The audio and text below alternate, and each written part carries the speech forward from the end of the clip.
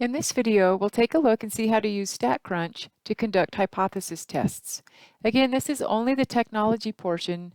There's a lot of other items that you need to do to conduct a hypothesis test. This is just how to use technology.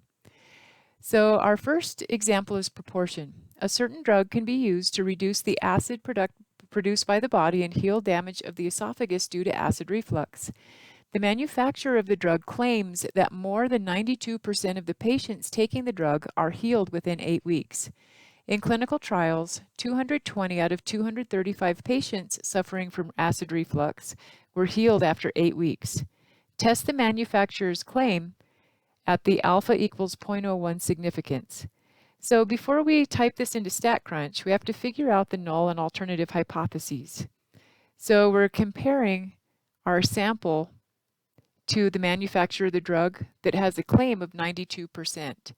So the proportion is 0.92. The alternative hypothesis is they think that in clinical trials, they think that the manufacturer claims that more than 92%. So that's going to be greater than 0.92. So when we type this into StatCrunch, we need to know the null and alternative hypothesis. And then we need to know the number of successes, number of trials, like we did for the other, for the confidence intervals. All right, so open StatCrunch.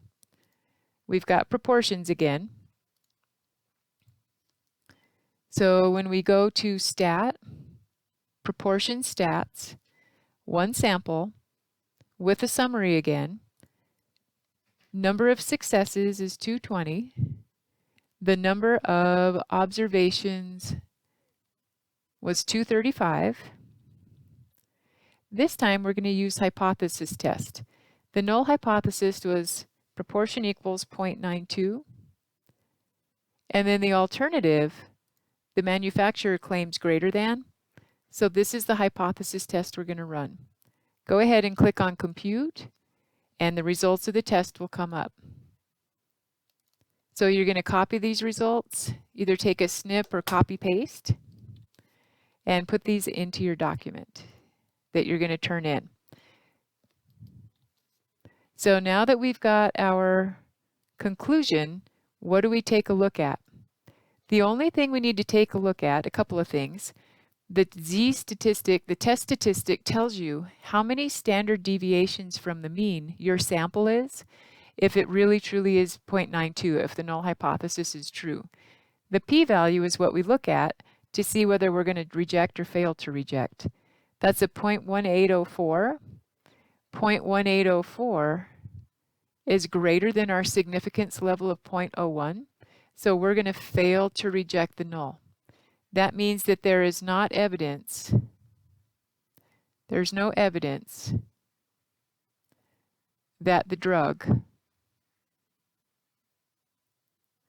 heals more than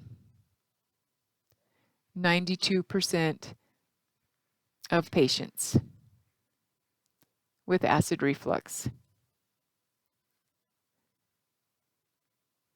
So that's a no evidence. That's a fail to reject the null.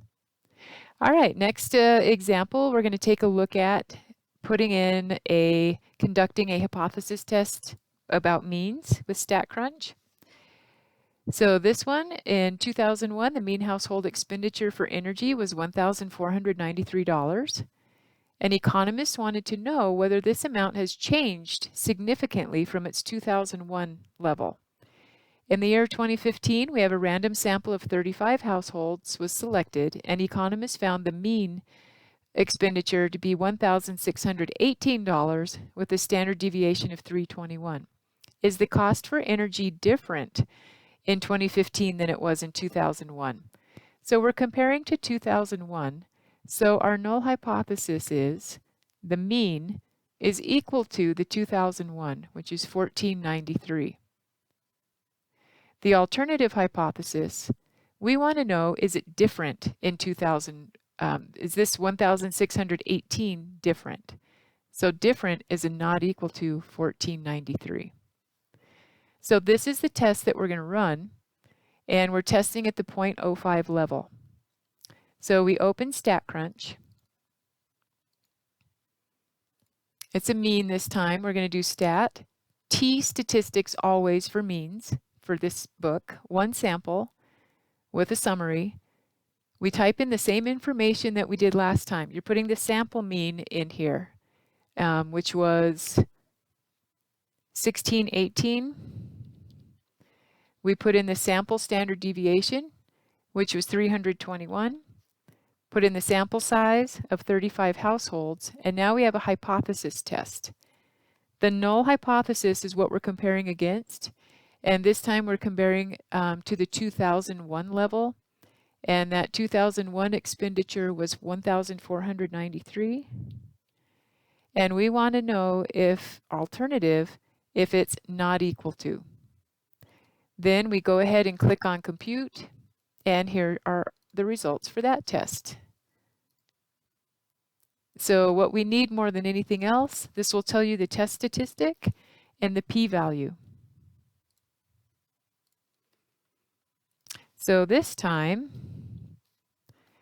we end up with a p-value of 0.0275. So that 0.0275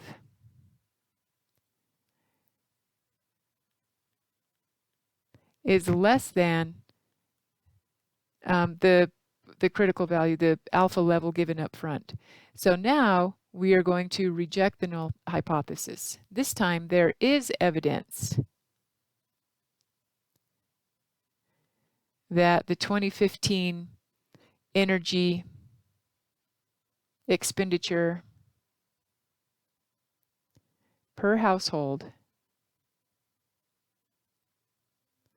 was different